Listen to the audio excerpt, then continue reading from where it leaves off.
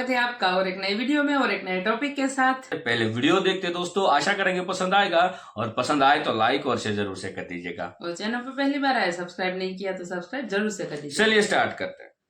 खून और पानी एक साथ नहीं बह सकता। इंडस वाटर ट्रीटी है 1960 का, उसके तहत जो दरिया भारत को मिले थे उसमें से जो पानी बाकी का पाकिस्तान को मिल जाता है हर साल, उसको अब रोकना है।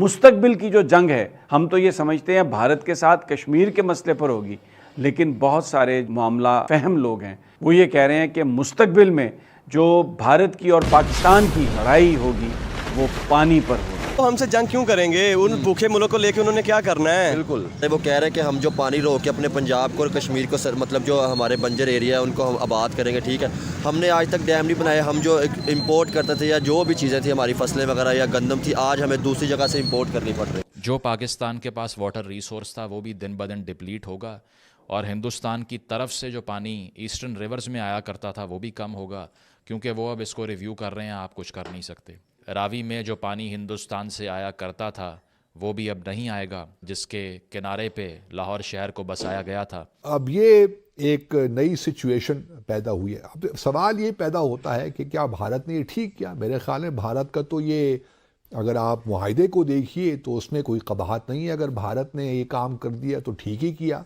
नमस्कार दोस्तों, जय हिंद। आप सभी का स्वागत है। तो दोस्तों, आप सब तो जानते ही हैं कि रावी नदी के ऊपर शाहपुर कांडी बैराज बनने के बाद पाकिस्तान को जो थोड़ा बहुत पानी जाया करता था, यहाँ से 5-6% पानी, वो भी अब बंद हो गया है। जहाँ पे एक तरफ रावी, सतलुज और ब्यास के ऊपर भारत का कंट्रोल है, मैक्सिमम पानी भारत इस्तेमाल करता है, वहीं इंडस, चेनाब और जो झेलम है उसका मैक्सिमम पानी जो है पाकिस्तान इस्तेमाल करता है इंडस रिवर ट्रीटी के अकॉर्डिंग अनुसार। लेकिन उसके ऊपर भी आपको पता है कि भारत ने लेटर लिखा है पाकिस्तान को एंड वार्निंग दिया हुआ है। तो मे भी शायद जो हमारी सरकार है उसका जब अगला टर्म आएगा तो इसके ऊपर भी कोई फैसला जो है, बड़ा फैसला हमें देखने को मिल सकता है। लेकिन क्योंकि लाहौर का जो शहर है जहाँ से अक्सर लाहौरी चूर्ण दिया करते हैं वो रावी नदी के किनारे बसा हुआ है, तो उनका ये 5% से भी ऐसा तो नहीं कि बहुत ज़्यादा, लेकिन हाँ फ़र्क तो पड़ेगा।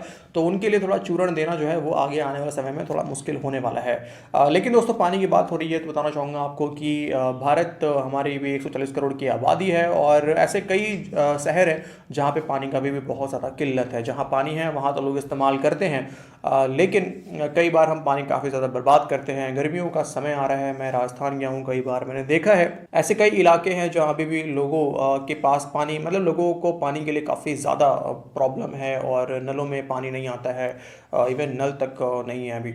तो ऐसे में आप सभी से ये रिक्वेस्ट है कि कोशिश करें कि जहाँ पानी बचाना हो वहाँ बचा सके। आप अपने कार को, अपने बाइक को 2-3 दिनों के बाद आप डेली उसको पानियों से ना धोएं, कुछ दिनों के बाद धोएं आप, ताकि वो मेंटेन भी रहे और थोड़ा पानी भी कम खर्च हो। क्योंकि आप समझ सकते हैं ये समस्या हमारे लिए भी है और हम ही इसको दूर कर सकते हैं, हमारी समझदारी ही इसमें काम आएगी। खैर, बढ़ते हैं वीडियो में आगे, लेकिन आगे बढ़ने से पहले आप चैनल को सब्सक्राइब जरूर से कर दें और प्लीज़ वीडियो को लाइक करें और शेयर करें। अब वो लाहौर जहाँ पर हम और आप रहते हैं और जिसकी एक बहुत बड़ी इकोनॉमिक पोटेंशियल भी है, वो दरअसल उसके वजूद में आने का एक सबब भी रावी था कि दरिया किनारे शहर बसाया करते थे लोग।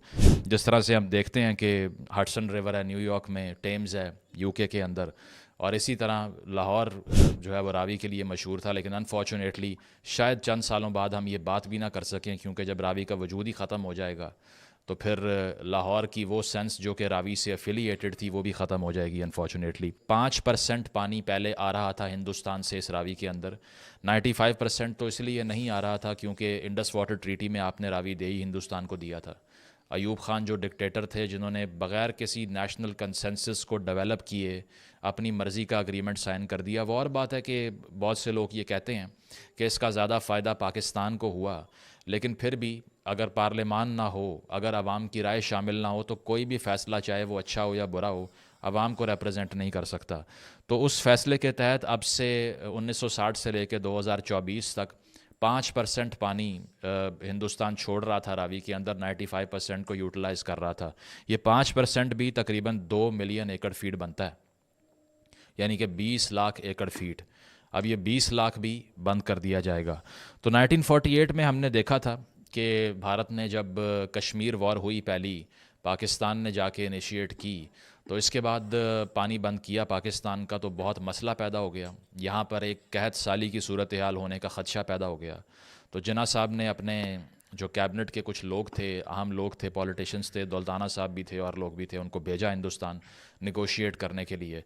अब डिसएडवांटेज पाकिस्तान का ये है कि इंडिया अपर राइपेरियन है और पाकिस्तान लोअर राइपेरियन है। इसका मतलब ये है कि पानी हिंदुस्तान से पाकिस्तान की तरफ बहता है, यहाँ से वहाँ नहीं जाता। इसीलिए it is totally their will कि वो कब इसको रोक दें।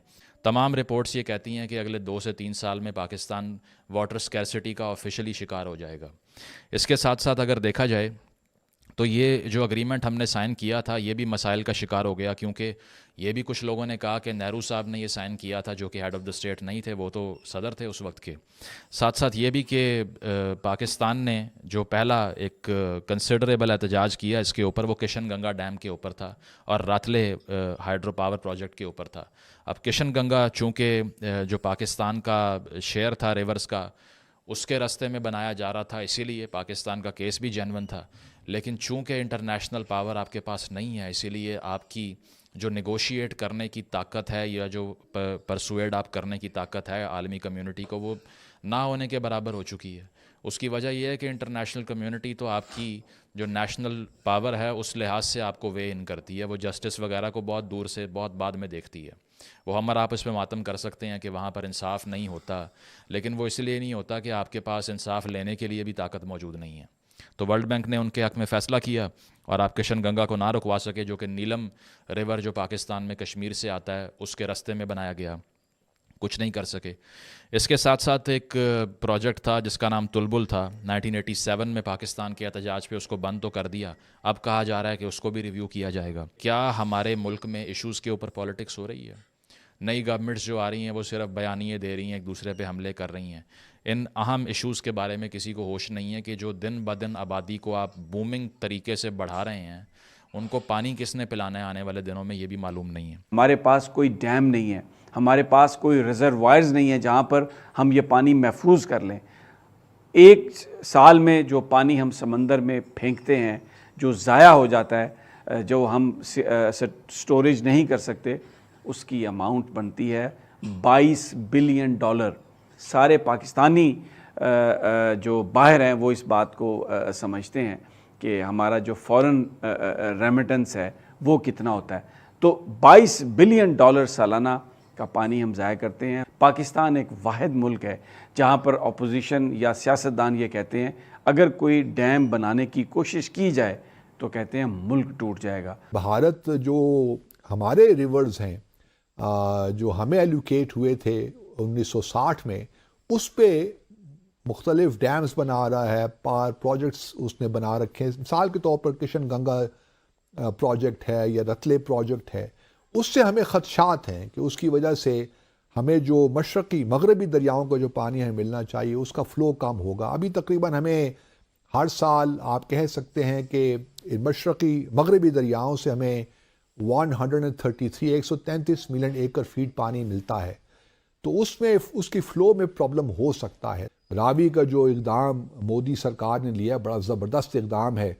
अब यह है कि 1960 का जो मुआहिदा है, सिंतास मुआहिदा, उसको भी ओपन करना चाहिए और उसको रीनिगोशिएट करना चाहिए। तो दोस्तों ये था आज का वीडियो को अंत तक देखते रहने के लिए आप सभी का बहुत बहुत धन्यवाद। अपना ख्याल रखें, जल्दी आपसे किसी अगले वीडियो में मुलाकात करते हैं। जय हिंद।